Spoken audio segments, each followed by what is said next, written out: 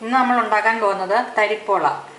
അതിന് വേണ്ട ഇൻഗ്രീഡിയൻസ്: റവ വറുത്തത് 1/4 കപ്പ്, പഞ്ചസാര 1/4 കപ്പ്, മുട്ട 3 എണ്ണം, ഏലക്ക ചതച്ചത് 3 എണ്ണം,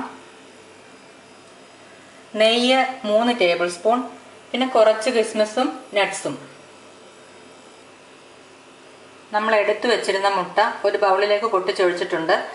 അതിലേക്ക് പഞ്ചസാരയും ഏലക്കായ പൊടിയും ചേർത്ത് നമുക്ക് നന്നായി ഒന്ന് ബീറ്റ് ചെയ്തെടുക്കാം.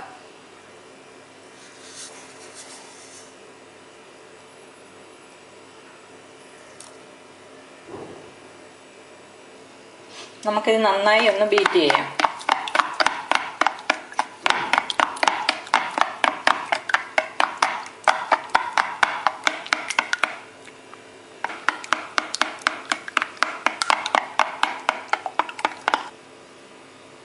മുട്ട നന്നായിട്ട് പതപ്പിച്ചെടുത്തിട്ടുണ്ട്.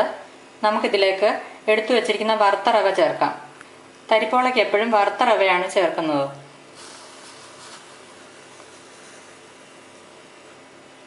ഇതിലേക്ക് 2 ടേബിൾ സ്പൂൺ നെയ്യും കൂടെ ചേർക്കാം. ഇനി നമുക്കിത് നന്നായിട്ടൊന്ന് മിക്സ് ചെയ്തെടുക്കാം.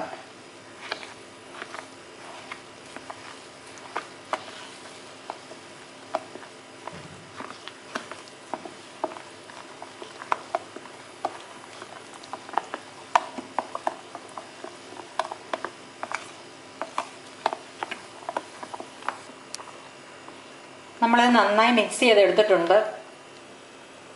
നമ്മളൊരു പ്രഷർ കുക്കർ എടുത്ത് വെച്ചിട്ടുണ്ട്. ബാക്കി വന്ന നെയ്യ് നമുക്ക് ഇതിലേക്ക് ഒഴിക്കാം. നമുക്കിത് നന്നായിട്ടൊന്ന് തടവിയെടുക്കാം.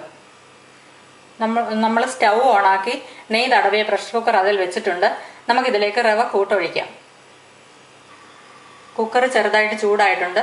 നമുക്കിതിലേക്ക് ഈ റവ കൂട്ടൊഴിക്കാം.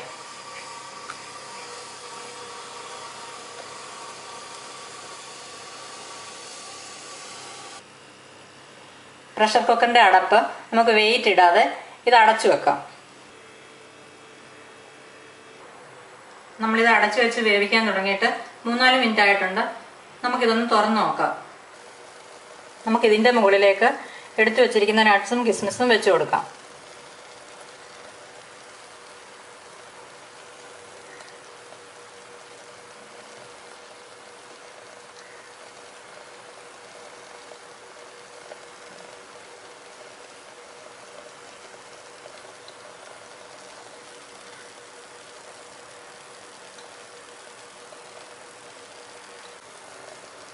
നമുക്കിത് വീണ്ടും അടച്ചു വെക്കാം.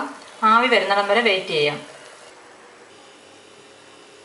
ആവി വന്നിട്ടുണ്ട്. നമുക്കിത് തുറന്നു നോക്കാം. നമ്മുടെ നോമ്പുതുറ വിഭവമായ തരിപ്പോള റെഡി ആയിട്ടുണ്ട്.